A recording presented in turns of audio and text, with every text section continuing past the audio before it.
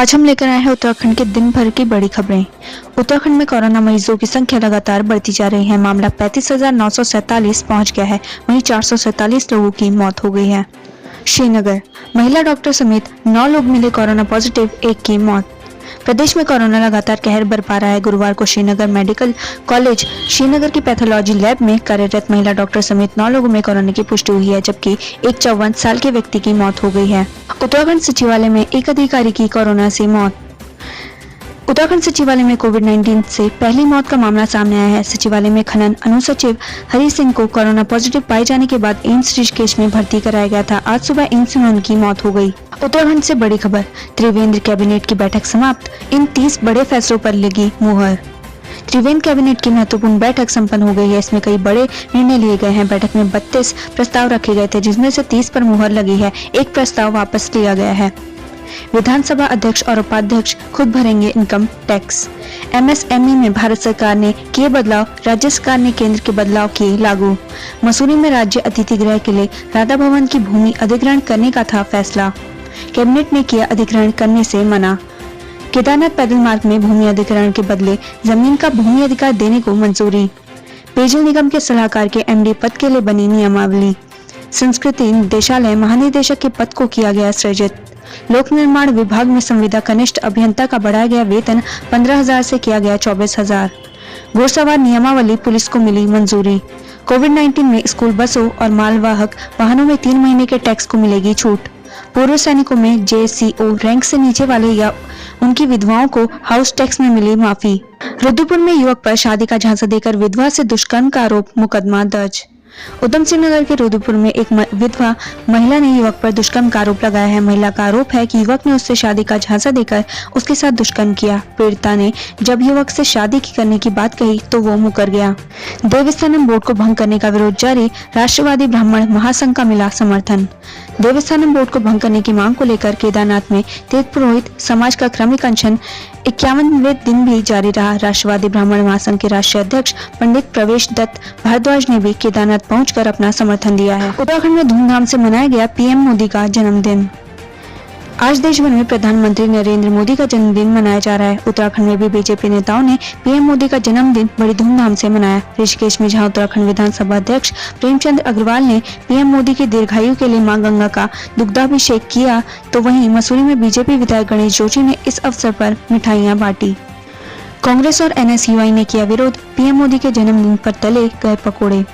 NSUI और youth Congress कार्यकर्ताओं ने प्रधानमंत्री नरेंद्र मोदी का जन्मदिन बेरोजगार दिवस के रूप में मनाया। इस दौरान कार्यकर्ताओं ने पकौड़े तलकर अपना विरोध प्रकट किया।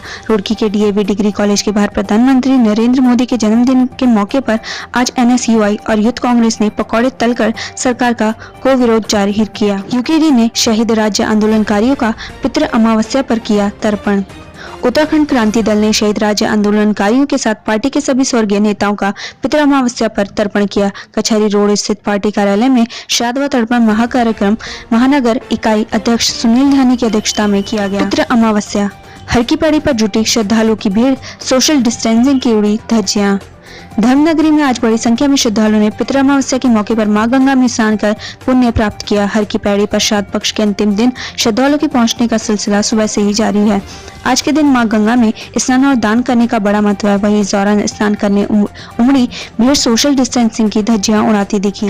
उत्तराखंड कैबिनेट बैठक में 30 प्रस्तावों पर लगी मुहर, एक दिन के सत्र पर भी हुई चर्चा। देहरादून सचिवालय में आयोजित मंत्रिमंडल की बैठक में कई अहम विषयों पर चर्चा हुई, जिसमें 32 महत्वपूर्ण विषयों पर चर्चा होने के साथ ही 30 पर फैसला लिया गया। फर्जी प्रमाण पत्र के सहारे पाई नौकरी, शिक्षक के खिलाफ मुकदमा दर्ज। किच्छा में एक अध्यापक पद पर कार्यरत एक शिक्षक के खिलाफ फर्जी प्रमाण पत्र के जरिए नौकरी करने पर मुकदमा दर्ज किया गया है। शिक्षक का नाम मंसूर अहमद है। इस दिन से होगी गढ़वाल विश्वविद्यालय की परीक्षा, एसओपी जारी। कोरोना काल में गढ़वाल विश्वविद्यालय की परीक्षा 19 सितंबर से होनी है। डीएवी पीजी कॉलेज और एसजीआरआर ने इसके लिए एसओपी जारी कर दी है। परीक्षा में शामिल होने से पहले स्टूडेंट्स को कोरोना नेगेटिव रिपोर्ट दिखानी होगी। छात्र को निर्देश दिए गए हैं कि परीक्षा में कम से कम 1 घंटा पहले परीक्षा केंद्र पर पहुंचे। परीक्षा केंद्र पर सबकी थर्मल स्क्रीनिंग और अन्य जांचें भी की जाएगी। परीक्षा खत्म होने से पहले किसी भी छात्र को बाहर नहीं जाने दिया जाएगा। परीक्षा के दौरान छात्रों को सभी नियमों का सख्ती से पालन करना होगा। छात्र को जरूरी बातों का भी ख्याल रखना होगा। छात्रों को इन बातों का रखना होगा ख्याल। परीक्षा में शामिल होने वाले स्टूडेंट्स एडमिट कार्ड के साथ कॉलेज का आईडी कार्ड ही ला सकते हैं। पेन के अलावा 50 ml का हैंड सैनिटाइजर और पानी की पारदर्शी बोतल साथ ला सकते हैं। एसओपी के अनुसार सभी छात्रों को परीक्षा केंद्र पर कम से कम 1 घंटा पहले पहुंचना होगा। देहरादून और नैनीताल पर नेपाल जता रहा दावा, सोशल मीडिया पर चलाए कैंपेन। नेपाल ने एक नई करतूत को अंजाम दिया है। नेपाल ने सोशल मीडिया पर एक कैंपेन चलाकर अब भारत के कई शहरों पर अपना दावा किया है। इन शहरों में उत्तराखंड के देहरादून और नैनीताल के शहरों को भी नेपाल ने अपना आप बताया है। यही नहीं, नेपाल के इस कैंपेन में हिमाचल, सिक्किम और यूपी व बिहार के कई इलाकों पर अपना दावा जताया जा रहा है। नेपाल में सोशल मीडिया पर ग्रेटर नेपाल के नाम से एक कैंपेन चलाया जा रहा है। ये एक प्रोपेगेंडा अभियान है। इस अभियान के तहत नेपाल भारत के देहरादून और नैनीताल जैसे शहरों पर अपना दावा कर रहा है। यही नहीं, नेपाल ने बिहार और यूपी के कई शहरों पर अपना दावा दर्ज किया है। नेपाल की सरकार यानी सत्ताधारी पार्टी नेपाली कम्युनिस्ट पार्टी ने यूनिफाइड नेपाल नेशनल फ्रंट के साथ मिलकर एक ग्रेटर नेपाल अभियान चलाया है। इसके तहत ही ये लोग भारत के कई प्रमुख शहरों पर अपना दावा कर रही है। नेपाल ने भारतीय शहरों को अपना बताने के लिए 1816 में हुई सुगौली संधि से पहले के नेपाल की तस्वीर दिखा रहा है। वह इसके जरिए अपने देश के लोगों को भ्रमित करने में लगा है। युवती का अपहरण कर चलती कार में गैंगरेप का प्रयास, खुद को ऐसे बचाया। उधम सिंह नगर के केला घेड़ा थाना क्षेत्र में एक सनसनीखेज घटना सामने आई है। शिवपुरी गांव में कुछ लोगों ने एक युवती को रास्ते से जबरन उठाया और कार में बैठा लिया। कार सवार लोगों ने युवती से चलती कार में गैंगरेप का प्रयास किया। आरोपी के चंगुल से छूटने के बाद युवती सीधे थाने पहुंची और पुलिस को पूरी जानकारी दी। बताया जा रहा है कि युवती शिवपुरी आई थी। इस दौरान स्विफ्ट कार में सवार 4 लोगों ने उसे अकेला देखा और गाड़ी रोक ली। जानकारी के अनुसार इसके बाद युवती को जबरन कार में खींचा गया। उसे कार में बैठाकर दुष्कर्म की भी कोशिश की गई। युवती के शोर मचाने के बाद वहां लोग पहुंचे, लेकिन कार सवार उसे कार में लेकर जाने लगे। युवती ने किसी तरह खुद को बचाया और वहां से भाग निकली। युवती ने पुलिस से शिकायत दर्ज कराई है। युवती बाजपुर की बताई जा रही है। इंजीनियरिंग दाखिलों की काउंसलिंग 21 से कराने की तैयारी। उत्तराखंड के इंजीनियरिंग कॉलेजों में बीटेक दाखिलों की काउंसलिंग 21 सितंबर से कराने की तैयारी शुरू हो गई है। इसके लिए उत्तराखंड तकनीकी विश्वविद्यालय के कुल सचिव हरि सिंह ने बैठक बुलाई है। प्रवेश की प्रक्रिया ऑनलाइन कराई जाएगी। उत्तराखंड में कोचिंग सेंटर संचालन की अनुमति देने से सरकार का इनकार।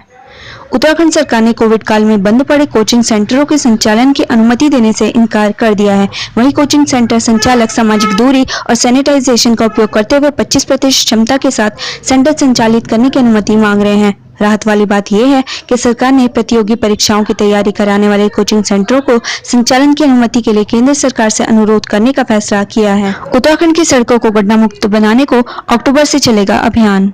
उत्तराखंड की सड़कों को गड्ढा मुक्त बनाने का अभियान अक्टूबर माह से शुरू होगा। लो नेवी ने इस वित्तीय वर्ष में करीब 5000 किलोमीटर सड़कों की मरम्मत का लक्ष्य बनाया था, लेकिन विभाग मानसून से पहले तक वह करीब 19% सड़कों को ही मरम्मत कर सका है। पितृ अमावस्या। त्रिवेणी घाट पर उमड़ी पिंडदान करने वालों की भीड़। ऋषिकेश के गंगा तट पर कई जिलों के लोग अपने पितरों का पिंडदान करने पहुंचे हैं। लोगों का कहना है कि पितृ अमावस्या के दिन मृतकों का पिंडदान करने पर पितर अपने लोक को लौट जाते हैं। कोटद्वार में संदिग्ध परिस्थितियों में युवक की मौत, जांच में जुटी पुलिस। धूमाकोट कोतवाली क्षेत्र में एक युवक अपने घर पर संदिग्ध परिस्थितियों में मृत मिला। वहीं सूचना पर मौके पर पहुंची पुलिस मामले की तहकीकात में जुट गई है। दिल्ली जाने के बाद वापस आने पर कराना होगा कोरोना टेस्ट, ये है गाइडलाइन। उत्तराखंड में कोरोना के बढ़ते मामलों को देखते हुए अब सरकार ने कुछ बड़े कदम उठाने शुरू कर दिए हैं। इसके तहत बाहरी राज्यों में उत्तराखंड आने वाले लोगों को कोरोना टेस्ट कराना पड़ रहा है। एक और असमंजस को प्रशासन ने समाप्त कर दिया है। उसके लिए एसओपी जारी कर दी गई है। देहरादून से दिल्ली ट्रेन से जाने वालों को अब नए नियमों का पालन करना होगा। नई गाइडलाइन के अनुसार अगर कोई यात्री 2 दिनों के भीतर देहरादून से दिल्ली जाने के बाद लौट आता है तो उसे क्वारंटीन नहीं होना पड़ेगा, टेस्ट भी नहीं कराना होगा। दूसरी स्थिति यह है कि अगर कोई इससे अधिक समय तक दिल्ली में रहता है और लौट कर आता है तो उसे टेस्ट कराना होगा। साथ में ऐसे लोगों को क्वारंटीन सेंटर भी भेजा जा सकता है।